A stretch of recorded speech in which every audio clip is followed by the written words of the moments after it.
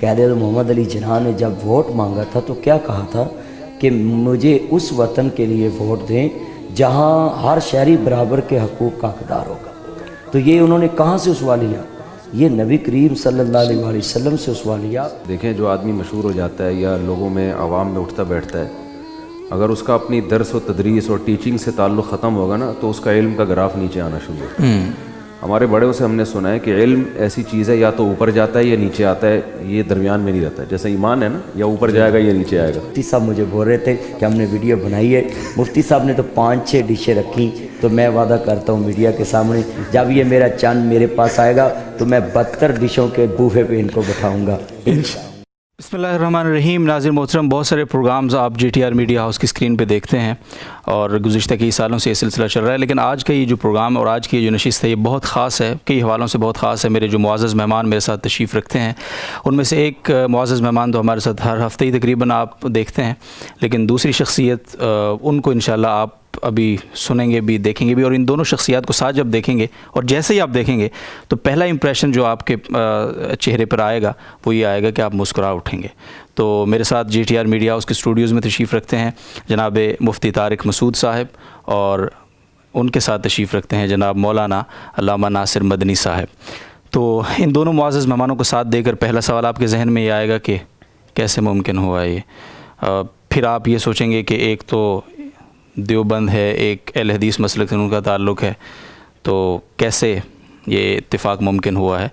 تو بہرحال انہی سے جانیں گے، اور یہ ایک اچھا سائن ہے، یہ اپنی جگہ ہم سب کو ظاہر فیل بھی ہوتا ہے، ہمیں سمجھنا بھی چاہیے. تو ان کو ہم ناصر مدنی صاحب کو ویلکم کریں گے بیکاز کہ طارق مسعود صاحب تو یہاں جامعۃ الرشید ان کا اپنا گھر ہی ہے. تو سب سے پہلے میں مفتی طارق مسعود صاحب سے آغاز کروں گا. وہ سب علامہ ناصر مدنی صاحب آپ کے ساتھ تشریف رکھتے ہیں، کیسے؟ ماشاءاللہ جی، کل مجھے پتہ چلا کہ جی وہ ناصر مدنی صاحب آ رہے ہیں. جی اچھا، میرے ذہن میں کوئی ایک اہل حدیث عالم تھے جو 2010 میں ان سے مناظرہ طے ہوا تھا ہمارا طلاق ثلاث کے موضوع پر، تو وہ پھر کسی وجہ سے نہیں ہو سکا. میں نے کہا شاید وہ دوبارہ آ رہے ہیں، تو ان کا نام بھی ناصر تھا جی. اب پورا نام مجھے یاد نہیں ان کا. تو میں نے کہا یا ویسے ہی ملنے آ رہے ہوں گے، تو واللہ عالم. خیر میں نے کہا آنے دو. پھر میں سوچ میں پڑ گیا بھائی کون سے والے ناصر کی بات کر رہے ہیں. تو انہوں نے بتایا یار جو یوٹیوب پہ آتے ہیں، تو ان کو تو میں ماشاءاللہ جانتا ہوں جی. بڑی خوشی ہوئی ان سے مل کے. میں نے کہا فوراً سے پہلے بلاؤ بھائی، اور کھانا ہمارے ساتھ ہی کھائیں گے. اور جامعۃ الرشید میں ان کو ہم نے کھانا بھی کھلایا اور اس کی ویڈیو بھی بنائی ہے. اور ویڈیو بنانے کی وجہ میں نے بتا دی کہ جب ہم ان کے پاس جائیں گے تو ایسا نہ ہو یہ دال وال پہ گزارا چلا دیں. پھر ہم ان کو ویڈیو دکھائیں گے. ان سے ہم نے وعدہ کیا لاہور انشاءاللہ ہم آپ کے پاس آئیں گے. جی. ان کی مثبت بات جو ہے، جو اچھی لگی مجھے ان کے بیانات میں، وہ یہ کہ یہ مسلک کی چھاپ کے بغیر، فروعی فرقہ وارانہ مسائل کے بغیر ایک مثبت بات الحمدللہ سب کی بات کرتے ہیں، مثبت بات غالب ہوتی ہے. تو یہ بڑا اچھا لگا مجھے ان کا، تو بہت خوشی ہوئی ماشاءاللہ. اور اچھا، میں نے ان کی زیادہ تقریریں نہیں سنی تھی، لوگوں سے تبصرے بہت سنے تھے. اچھا. تبصرے کوئی ایک آدمی بھی ایسا نہیں تھا جنہوں کے بارے میں نیگیٹو کہا ہو. جی ماشاءاللہ. تو تقریریں اس لیے نہیں زیادہ سنی کہ وہ پنجابی میں ہوتی ہیں ٹھیٹھ. میں نے ان سے کہا کہ تھوڑی سی اردو بھی چلا لیا کرو تاکہ ہم جیسے جو کم علم لوگ ہیں پنجابی کے لحاظ سے آئے، پنجابی کے لحاظ سے. ٹھیک ہے. تو یا ہمیں پنجابی سکھا دیں. جی جی. تو کہہ رہے ہیں کہ انشاءاللہ. بہت شکریہ علامہ ناصر مدنی صاحب. آپ ذرا سب سے پہلے تو ہم آپ کو ایک بار پھر خوش آمدید کہتے ہیں جامعۃ الرشید میں تشریف آوری پر. تو کیسے یہ داعیہ پیدا ہوا؟ ہمارے ہاں تو بہت اسٹرکٹ پالیسیز ہوتی ہیں، اور خاص طور پہ جو اسکالرز ہوتے ہیں وہ اپنے آس پاس کے طبقے کو ہی زیادہ ملنے جلنے سے، اس طرح کی ملاقاتوں سے، اور خاص طور پہ دوسرے مسالے کے لوگوں سے ملنے سے منع کرتے ہیں. انفارچونیٹلی بدقسمتی سے ایک کلچر ہے ہمارے ہاں. تو آپ ایز اے اسکالر، اور اتنی آپ کے ماشاء اللہ فین فالوئنگ ہے، اس کے باوجود آپ کو کیسے یہ داعیہ پیدا ہوا کہ ملنا چاہیے ہمیں؟ بسم اللہ الرحمن الرحیم. دیکھیں میرا چاند میرا مکھن میری ملائی، یہ میں اپنے سارے چنوں کے سامنے کہتا ہوں کہ میں جو مسلک کے لحاظ سے وہ تو اہل حدیث ہوں جی، مگر پاکستان میں رہتے ہوئے ہمیں سب سے پہلے یہ بات فالو کرنی چاہیے کہ بانی پاکستان قائد اعظم محمد علی جناح نے جب ووٹ مانگا تھا تو کیا کہا تھا کہ مجھے اس وطن کے لیے ووٹ دیں جہاں ہر شہری برابر کے حقوق کا حقدار ہوگا. تو یہ انہوں نے کہاں سے اسوا لیا؟ یہ نبی کریم صلی اللہ علیہ وآلہ وسلم سے اسوا لیا کہ آپ نے کہا تھا کہ میری ریاست میں مدینہ طیبہ میں اگر کوئی غیر مسلم رہتا ہے میرے آئین کا پابند ہو کر، ریاست کے قانون کا پابند ہو کر، تو میرے سارے جتنے چاہنے والے ہیں ان کی عزت بھی کریں گے، احترام بھی کریں گے، اور ان کی عبادت گاہ کا بھی احترام کریں گے، اور ہم ان کی حفاظت بھی کریں گے۔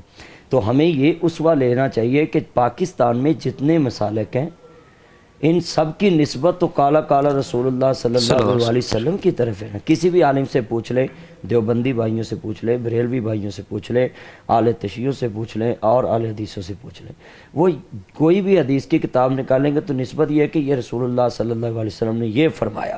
تو اس کا مطلب ہے کہ آپ جس سے بھی ملیں اس نسبت سے ملیں کہ کم از کم جب آپ اس کے پاس جائیں گے تو یہ اسوہ لے کر پاس جائیں گے کہ یہ رسول اللہ کی طرف بات کو منسوب کر دے، اور میرا یہاں جانا اسلام کے لیے فائدہ مند ثابت ہو، اور امت ایک نظر آئے۔ جیسے وہ ہمارا ہمسایہ ملک ہے تو اس کے سربراہ نے، میں نام نہیں لیتا، اس نے بولا کہ میرا ہم عقیدہ دنیا کے کسی نکر پہ ہے تو وہ میرے ملک میں آ کر شہریت لے لے عقیدے کی بنیاد پہ۔ تو ہمیں یہ بڑا اس نے پیغام دیا ہے کہ ہم امت کہتے ہیں، امت تو اس نے بنا دیا ان کو، وہ اپنے عقیدے کے لحاظ کے شرک کرتے ہیں، بت پرستی کرتے ہیں، مگر ہم کیا کر رہے ہیں کہ ہم ایک اللہ کے پجاری ہو کر اللہ کو وحدہ لا شریک مانتے، اور پھر ہم یہ پاکستان میں یہ باتیں بنا کے بیٹھے ہیں کہ ہم نے ادھر ادھر نہیں جانا۔ میرا پیغام ہے اپنے سارے چاہنے والوں کو، مفتی طارق مسعود صاحب کے فین فالوئنگ جتنی ہے ان کو، اور میرے جتنے چاہنے سبھی کو یہ میرا پیغام ہے کہ آپ ایک دوسرے کی خوشی غمی میں شریک ہوں، اور جتنے مدارس کے طلباء ہیں تمام مسالک کے ایک دوسرے کو ملیں گے، اپنے بڑوں کو ملتے دیکھیں گے، تو پھر جب ملتا ہے انسان تو پھر گھل مل جاتا ہے، تو پھر جو مسائل ہوتے ہیں کڑوے بھی وہ بیٹھ کر خوشگوار ماحول میں انسان ڈسکس کر سکتا ہے۔ بہت شکریہ مفتی صاحب۔ آپ ذرا بتائیے کہ اختلافات تو آج کے نہیں ہیں، ہمیشہ سے ہیں اور شاید ہمیشہ چلیں گے آگے، کیسے ممکن ہوگا کہ ہم ان اختلافات کو جو ہمارے فروعی بھی ہیں، بعض اصولی بھی ہیں، ان کو اپنی جگہ رکھتے ہوئے جو معاشرت ہے اپنی اس کو اچھا کر سکیں، ایک دوسرے سے اچھے ماحول میں مل سکیں، ایک دوسرے کو کم از کم چہرہ دکھا سکیں اپنا، ایک دوسرے کے ساتھ بیٹھ سکیں، کیسے ممکن ہوگا یہ؟ دیکھیں، میں ایک بات بیان میں کہتا ہوں کہ سختی کرنا جو ہے نا یہ پولیس کو اتھارٹی ہے۔ ٹھیک، تبھی میں مزاح میں لوگوں سے کہتا ہوں کہ بات سمجھ میں نہیں آ رہی تو پولیس بلوا لیتا ہوں جی، کیونکہ ظاہر ہے سختی تو پولیس ہی کر سکتی ہے۔ تو پولیس کے علاوہ کسی کو یہ حق حاصل نہیں ہے، حکومت کے علاوہ، کہ وہ ایک دوسرے پر اپنی رائے کو زبردستی تھوپے۔ رائے تھوپنے کا تو خیر حکومت کو بھی حق حاصل نہیں ہے، لیکن منوانے کا حق حاصل ہے۔ کوئی لا ہوتا ہے تو گورنمنٹ کو یہ سختی کا حق حاصل ہے۔ تو ہمارا کوئی بھی نظریہ ہو، کوئی بھی رائے ہو، اسے دلائل کے ساتھ اچھے انداز میں بیان کرنا، یہ صحابہ تابعین کے دور سے چلا آ رہا ہے۔ امام میں آپ اختلافات دیکھیں، امام حنیفہ کی رائے کچھ اور تھی، امام شافعی کی کچھ اور تھی، احترام ختم نہیں ہوا۔ فقہ کی کتابوں میں ہم پڑھتے چلے جاتے ہیں، اس پر یہ دلیل ہے، ان کی رائے یہ، اس کی جواب یہ، بس اس حد تک ٹھیک ہے۔ تو جتنے بھی مسلک پاکستان میں چل رہے ہیں، اگر مسلک تو ختم نہیں ہو سکتے، بالکل، تو صدیوں سے چلے آ رہے ہیں، ناممکن ہے۔ یہ جو اس طرح کی اتحاد کی بات کرتے ہیں نا کہ سارے مسلک کو ختم کر دو، جی، تو وہ سارے مسلک کو ختم کرنے کے لیے جو تحریک چلے گی نا وہ ایک نیا مسلک ہوگا۔ بالکل غیر فطری سی بات ہے۔ بعض لوگ آتے ہیں میرے پاس کہ یہ 4-5 مسلک ہیں، ان کو ختم کرنے کی تحریک چلاتے ہیں۔ میں کہ اس کا مطلب آپ چھٹے مسلک کو پروموٹ کر رہے ہیں، اور یہ ٹوٹتے در ٹوٹ یعنی اور اختلافات ہوں گے۔ بالکل، تو اس کا طریقہ یہ ہے کہ اب تو سوشل میڈیا آزاد ہے، جی، آپ کی جو رائے ہے عزت احترام کے ساتھ، کہ اس سے دوسرے کو آگ نہ لگ جائے، کہیں توہین محسوس نہ کرے، کیونکہ جب آدمی اپنی انسلٹ بے عزتی محسوس کرتا ہے وہ غلط جوابات دینے پر بھی آتا ہے۔ تو عزت احترام کے ساتھ آپ اپنی رائے جو بھی دلیل کے لحاظ سے صحیح لگے وہ آپ لوگوں کو بتا دیں۔ باقی ملنا جلنا رکھیں، سب ایک دوسرے سے ملیں تاکہ وہ اس کے جو پازیٹیو چیز ہے وہ پھیلے اور جو اس کے سائیڈ ایفیکٹ ہیں وہ ختم ہو جائے۔ میں ایک مثال دیتا تھا کہ ہمارے والد صاحب نے ہمیں بچپن میں کٹائیاں بھی لگائی ہیں، کٹ بھی جسے پنجابی میں کہتے ہیں نا، کٹ لگی ہے۔ چلو شکر ہے نہیں کہ تو پنجابی آندی ہے۔ نہیں، میں ان کو بتا رہا تھا گڈی کو سائڈ تے لاؤ، یہ بھی مزہ آتا ہے۔ وہ تو میرا مذاق اڑا رہے ہوتے ہیں، میرے سسرال جاتا ہوں نا، تو والد صاحب کبھی کبھار سختی کرتے تھے نا تو بعد میں اس کی تلافی کرتے تھے۔ جی، اکثر والدین کو دیکھا نا بچوں کو جب مارتے وارتے بعد میں بڑا لپائی پتائی، وہ بڑا خطرناک منظر ہوتا ہے۔ بعد میں کہتے ہیں میرا چاند میرا، ہاں میرا یہ وہ، تو اس کے جو نقصانات تھے نا اس کی تلافی ہو جاتی ہے اس طریقے سے۔ جی، تو آپ کوئی بھی دلائل کے ذریعے سے اپنی بات دنیا تک پہنچائیں، لوگ سن رہے ہیں، سب کو ہی سن رہے ہیں، جی، تو اب اتنے بیوقوف بھی نہیں ہیں لوگ کہ کسی کو پتہ ہی نہ ہو کہ صحیح کیا ہے غلط کیا ہے. لوگ اب بہت کچھ سیکھ چکے ہیں, پڑھے لکھے ہو گئے, پہلے کی طرح نہیں ہے کہ لوگوں نے اپنا غلام بنا کے رکھا ہوا ہے. شائستہ لہجے میں آپ اپنی بات بتا دیں. تو اس کے بعد پھر بھی اس کے نقصانات ہوتے ہیں. جی. تو آپ ملنا ملانا جو رکھیں گے نا, محبتوں سے یعنی ملیں گے ایک دوسرے کو, تہادوا تحابوا حدیث میں آتا ہے کہ ایک دوسرے کو ہدایا تو اس سے محبت بڑھے گی, کھلاؤ پلاؤ ایک دوسرے کو. میں نے اس لیے ویڈیو بنا لی ہے ان کی جی جی کہ آج ان کو بکرا کھلایا تو جو ہے نا ان کو یاد رہے گا, ٹھیک ہے نا. تو محبت بڑھے گی اس سے. صحیح. تو اس سے کیا ہوگا کہ اس اختلاف کی وجہ سے جو نقصانات ہوئے ہیں وہ نقصانات اس کی تلافی ہو جائے گی. اختلاف علمی حد تک ہی باقی رہے گا, جیسے ائمہ کرام محدثین میں ہوا کرتا تھا. ہمارے ہاں جو مسئلہ ہو رہا ہے نا کہ آپ اپنی بات اس طرح سے کہتے ہیں کہ سامنے والے کو آگ لگ جاتی ہے, آپ اس کو نیچا دکھانے کے لیے کر رہے. اسٹائل ہی آپ کا یہ ہوتا ہے.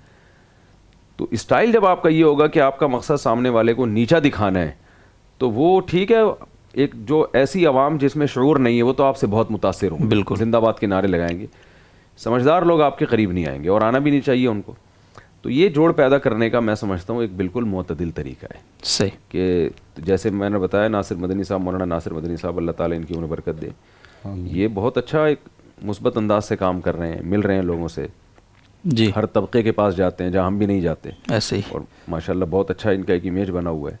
تو بڑی اچھی بات ہے, اللہ تعالیٰ ان کی عمر میں برکت دے اور اس طرح دوسروں کو بھی فالو کرنے کی توفیق دے. آمین. بہت شکریہ ناظرین محترم. بھی ایک اچھی خوشگوار حیرت بھی ہے اور ایک خوشگوار سا احساس بھی ہے, اتنی خوبصورت گفتگو. تو علامہ صاحب جاتے جاتے آپ جامع رشید بھی تشریف لائے, تو اپنے اس حوالے سے بھی کوئی تاثرات آپ بیان فرمانا چاہیں, اور مفتی طارق مسعود صاحب نے جو خوبصورت گفتگو کی ہے اس کو آگے لے کر اگر آپ بھی کچھ اسی سے فرمانا چاہیں تو کیا ہوگا وہ؟ دیکھیں میرا چاند, میں جامعۃ الرشید میں پہلی دفعہ آیا ہوں. جی. اور میں نے سب سے جو پیاری چیز ہے نا, انسان جو ہے نا سب سے پہلے خوبصورتی دیکھتا ہے. جی. خوبصورتی کسی جگہ پہ بھی نظر آئے تو انسان اس کی قیمت نہیں دیکھتا, اس کو پانے کی کوشش کرتا ہے. تو پہلے تو میں تمام اپنے چاہنے والوں کو یہ پیغام دوں گا کہ اگر آپ نے کوئی ادارہ بنایا ہے تو آپ پہلے جامعۃ الرشید کا وزٹ کریں. یہاں آپ کو آتے ہی باغیچوں کی دنیا, باغوں کی دنیا, پھولوں کی دنیا نظر آئے گی. اور یہاں سے جیسے دین کے پھول پوری دنیا میں پھول خوشبو دینے کے لیے, اسلام کی خوشبو پھیلانے کے لیے تیار ہو رہے ہیں, وہاں ان طلباء کو خوشبو دینے کے لیے انہوں نے مالیوں کا انتظام کیا ہے, ایگریکلچر سے رابطہ کیا ہوا ہے, اور اچھا باغیچہ بنایا. میں آتے ہی جو ہے نا بڑا امپریس ہوا ہوں ان سے کہ اتنا پیارا خوبصورت, اور جن کے پاس سے پھولوں کی خوشبو آئے. تو یہ تو آگے تو ہمارے پاس پلاسٹک کے ہیں نا, مگر ادھر میں نے حقیقی دیکھے ہیں. تو میں پیغام دیتا ہوں اداروں والوں کو کہ جامعۃ الرشید کا آپ ایک وزٹ کریں اور ان کو ایک داد دیں اپنے چینل سے کہ بھائی آپ نے یہ طلباء کو باور کرایا ہے کہ اگر یہ ادارہ دینی ضرور ہے, مگر لوگوں نے کہا ہے کہ یہ دینی اداروں میں ایسا ماحول نہیں ہوتا. تو یہاں تمام جدید تقاضے میں نے جامعۃ الرشید میں دیکھے. اور آخر میں یہ میں خراج تحسین پیش کرتا ہوں, I salute you, I like you. اور لاہور جا کر آئی مس یو کہوں کہ یہ مفتی عبدالرحیم صاحب جو ہیں یہ بہت دھیمے مزاج کے اور دھیمے لہجے میں اور اچھی اخلاق میں, اور اتنا پیارا خوبصورت بولنے کا انداز. جتنی دیر میں نے ان سے گفتگو کی, میں نے بولا نہیں, میں نے ان کی باتیں سنی ہیں اور ان کی باتوں سے استفادہ حاصل کیا. اور کچھ میرے ذہن میں جو باتیں تھیں کہ جو مجھے جرنل کام دیں گی, ان سے میں نے دل کی بات نکلوائی. اور ان کو نہیں پتا تھا کہ یہ چپکے سیو کر رہے ہیں اپنے میموری کارڈ میں. تو میں جو ہے دل کے میموری کارڈ میں, دماغ کے میموری کارڈ میں جگہ دے رہا تھا, اور دوسری چیزیں اس میں ریموو کر رہا تھا جہاں جہاں وہ قباحتیں تھیں.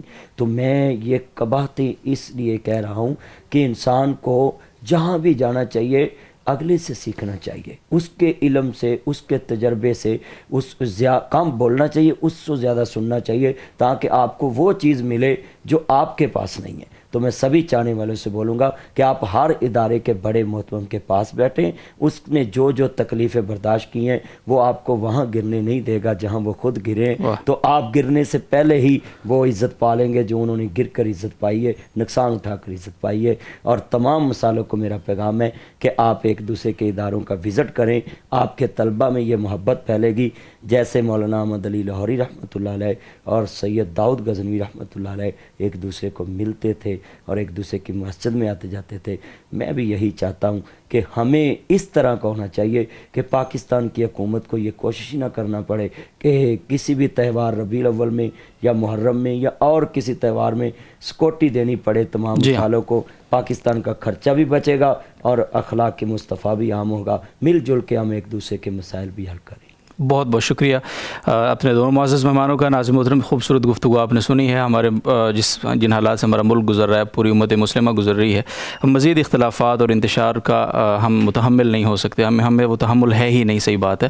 اور بہت گڈ سائن ہے کہ وہ لوگ جن کو ہم فالو کرتے ہیں، جن سے ہم محبت کرتے ہیں، ہم پیار کرتے ہیں، جن کو ہم سنتے ہیں، جو ہمارے ایمان کی آبیاری کرتے ہیں، ان لوگوں کو دیکھ کر ہمارے اندر اتفاق اور اتحاد کا جذبہ بھی وہ بیدار ہو، اور وہ اتفاق اور اتحاد کا جو جذبہ ہے وہ مضبوط ہو اور اس کو وہ پھلنے پھولنے لگے۔ یہاں میں ایک بات اور ایڈ کر دوں کہ علامہ احسان علی ظہیر شہید رحمۃ اللہ علیہ جب بھی فیصل آباد جاتے تھے تو ان کا کھانا کسی اپنے عالم کے پاس نہیں ہوتا تھا، زیادہ تر ضیاء القاسمی صاحب کے گھر ہوتا تھا۔ تو یہ پیغام ہے کہ علامہ احسان علی ظہیر اور ضیاء القاسمی صاحب کی محبت، کیا آپ اندازہ لگا لیں۔ مفتی صاحب مجھے بول رہے تھے کہ ہم نے ویڈیو بنائی ہے، مفتی صاحب نے تو 5-6 ڈشیں رکھیں، تو میں وعدہ کرتا ہوں میڈیا کے سامنے جب یہ میرا چاند میرے پاس آئے گا تو میں 72 ڈشوں کے بوفے پہ ان کو بٹھاؤں گا انشاءاللہ۔ جی مفتی طارق موسیٰ صاحب کا خاص انتظام، آخری بات آپ فرمانا چاہیں؟ بس بڑی اچھی بات کر لی ماشاءاللہ حضرت نے، اللہ تعالیٰ جزائے خیر۔ اچھا ایک یہ بات میں بھی مفتی صاحب سے پوچھنا چاہتا ہوں۔ اچھا مفتی صاحب، جب سے آپ جو ہے فیمس ہوئے ہیں تو میں اپنے ناظرین کو یہ پیغام دینا چاہتا ہوں آپ کے ذریعے پیغام سے کہ فیمس ہو کر انسان کو اپنا مشن اور اپنی اصل پرانی دوستیاں اور اپنے پرانے مشغلے کیا چھوڑنے چاہیے یا نہیں؟ جیسا کہ آپ تدریس میں لگے ہوئے ہیں، مدارس میں پڑھاتے ہیں، تو آپ مشہور ہو کر فیمس ہو کر سوشل میڈیا پہ آپ نے اپنا مشغلہ نہیں بدلا، اس میں کیا وجہ؟ بہت اچھا سوال کیا آپ نے اور اچھا پیغام اس سے انشاءاللہ لوگوں کو جائے گا۔ دیکھیں جو آدمی مشہور ہو جاتا ہے یا لوگوں میں عوام میں اٹھتا بیٹھتا ہے، اگر اس کا اپنی درس و تدریس اور ٹیچنگ سے تعلق ختم ہوگا نا تو اس کا علم کا گراف نیچے آنا شروع ہوتا ہے۔ ہمارے بڑوں سے ہم نے سنا ہے کہ علم ایسی چیز ہے یا تو اوپر جاتا ہے یا نیچے آتا ہے، یہ درمیان میں نہیں رہتا ہے۔ جیسے ایمان ہے نا، یا اوپر جائے گا یا نیچے آئے گا۔ تو جو علماء واعظ بن جاتے ہیں نا، خطیب بن جاتے ہیں، عوام سے تو صبح و شام مل رہے ہیں، اب عوام سے ان کو علم تھوڑی حاصل ہوگا، علم تو اپنے اساتذہ سے، مشائخ سے، کتابوں سے حاصل ہوگا نا۔ تو مدرسے میں تدریس ٹیچنگ جب ہم طلبہ کو کتابیں پڑھاتے ہیں تو اس سے آپ کا علم اوپر جاتا ہے لیول، تو وہ کبھی بھی نہیں چھوڑنا چاہیے۔ لوگ یہ سوچ کے چھوڑ دیتے ہیں ہمیں ضرورت کیا ہے، تو ابھی تو آپ کو ضرورت اب شروع ہوئی ہے، اصل میں تو اب ضرورت شروع ہوئی ہے، کیونکہ عوام میں رہنے سے آپ بالکل ویسے ہی ہو جاتے ہیں، یعنی بالکل فارغ ہو جاتے ہیں آپ ہر چیز سے۔ تو آپ کو تو علماء کے ساتھ، میں نے تو JTR میں خاص طور پر جو ہے، میں اس لیے کہ میں یہاں جب مسائل بتاتا ہوں نا تو میں سیکھ زیادہ رہا ہوتا ہوں۔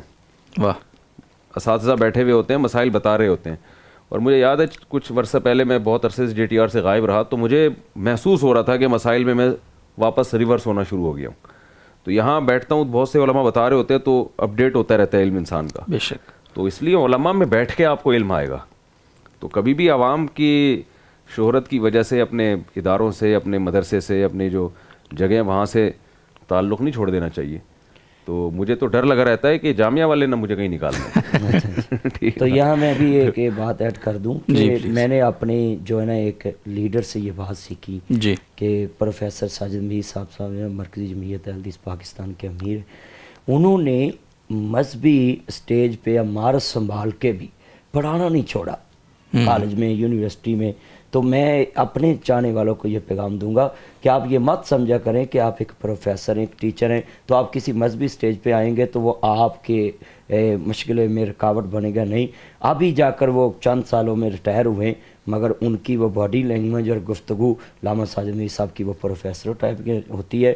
تو میں اپنے چاہنے والوں کو کہوں گا کہ آپ جس شعبے میں بھی ہیں، آپ کو لاکھ دوسرے شعبے میں عزت مل جائے، بڑی مل جائے، مگر اپنے شعبے سے ہمیشہ وفا کرنا، اپنے سٹیج سے جہاں سے آپ کو عزت ملی ہے، دین کی وجہ سے ملی ہے، آپ کو اگر دنیا میں کسی شعبے میں بھی عزت ملتی ہے تو آپ اس سے بے وفائی مت کرنا، بلکہ اس کی عزت بڑھانے کی کوشش کرنا۔ اور دینی طبقے کو یہی پیغام ہے کہ آپ جہاں بھی ہوں کم از کم کوئی اسکول میں پڑھا رہا ہے تو 5 منٹ دین کے لیے اپنے پیریڈ میں ضرور داخل کرے۔ اگر کوئی میتھ کا ٹیچر ہے، انگلش کا ٹیچر ہے، تو میرا یہ اس میڈیا کے توسط سے یہ پیغام ہے کہ 5 منٹ اپنے پیریڈ میں آپ دین کو شامل کر لیں، انشاءاللہ وہ سارے طلباء آپ کی نجات کا ذریعہ بن۔ انشاءاللہ العزیز، بہت بہت شکریہ ناظر محترم۔ یہ دونوں معزز مکرم مذہبی اسکالرز ہمارے درمیان موجود تھے، ابھی آپ نے گفتگو سنی، اور یہ جو کمبینیشن ہے اس کا صرف ایک ہی پیغام ہے، اور وہ پیغام ہے کہ ہمارا پیغام محبت ہے جہاں تک پہنچے۔